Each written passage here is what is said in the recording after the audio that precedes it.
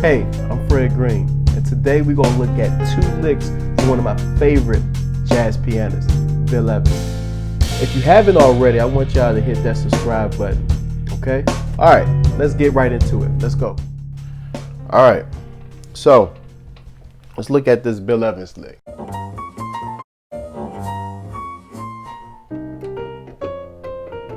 All right, as simple as that. The first thing on the 2 chord, which in this case would be a C minor chord, you want to think about the third of that, okay?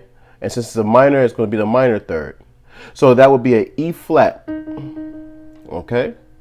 So that's what we want to think in our head. Now, why we want to think about that is because this E flat here, we're going to think about a dominant chord. So that's an E flat major with a dominant 7 or a flat 7, okay? That's the shape that you want to think about. So the first part of this lick, you want to just think about that. That's the biggest part. So, right, 1 and 2, 3. All right. When you get to the flat 7 for the E flat chord, it will end up falling on beat 3, and that's going to be the sharp 5 of 5, and it gives a nice, interesting sound alteration there. So, all right. And then for the remainder to round out the lick to get to the 1, you're going to go down a half step, and then you're going to go down diatonically according to the scale, which is whatever key you in. So in this case, it'd be B flat. So our next note would be a B flat, and then it's going to resolve to the 7th. All right. So, okay. So the main key is to think about that dominant 7th chord that's based on the third of the 2. So let's do that. So let's go to a different key. Let's go to the key of G. That same idea. Here we go. The third, the 2, 5, 1 is A minor to D, and then to G here. So the third of the 2 would be a C, and then remember we're making this a dominant chord, right? So that first part of the lick is all right, and then remember to finish off the lick, you go down the half step and then diatonically according to the key, and then key of G. So I'm gonna go G. All right, so all right, let's do the key of E. Just one more.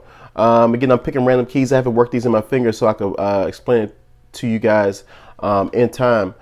So the key of E, 2, 5, 1. Okay.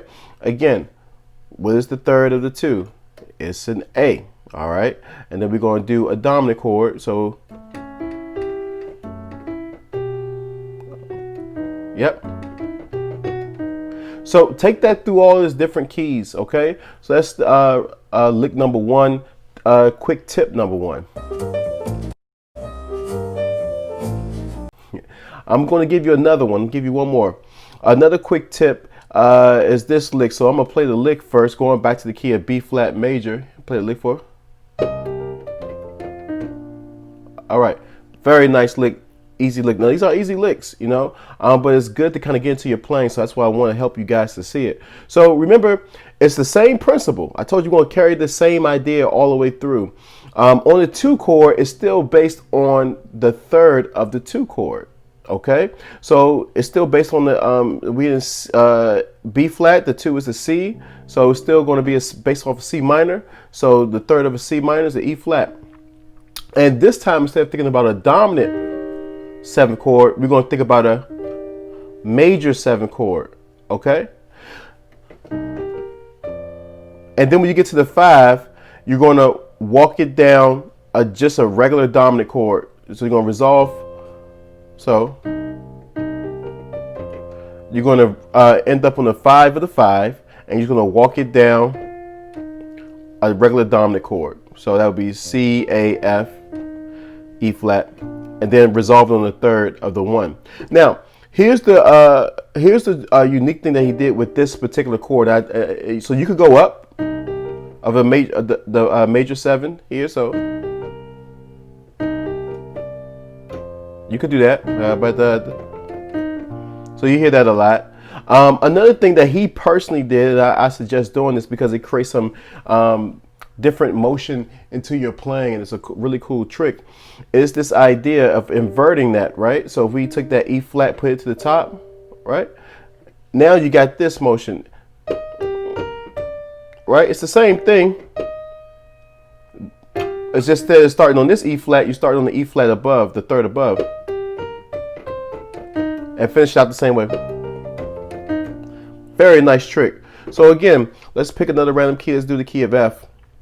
That same idea this time. It's a G minor. So what's the third of G minor? B flat. So and remember the quality chord we're thinking is a major 7.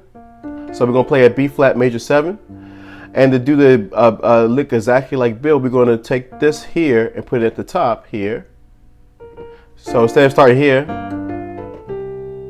we're going to go. And then remember the 5 C dominant chord, right? All right, let's do it in one more key. Let's do it in the key of D flat. All right, so same idea here. Let's figure out the third. That's the major 7. So we're gonna put that starting here. Yeah.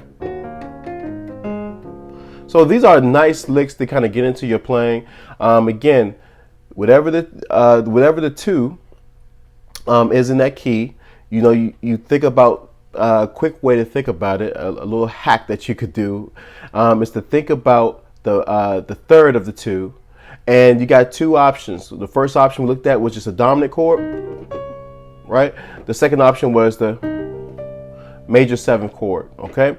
One option, when you get the dominant chord, you get that sharp 5 sound, which give you that outside sound. With this one, what we did to make it interesting with the major 7 sound, we just inverted it to get some contrary motion going there. All right, so happy practicing. Hopefully you guys enjoyed it, and we'll look at more another time.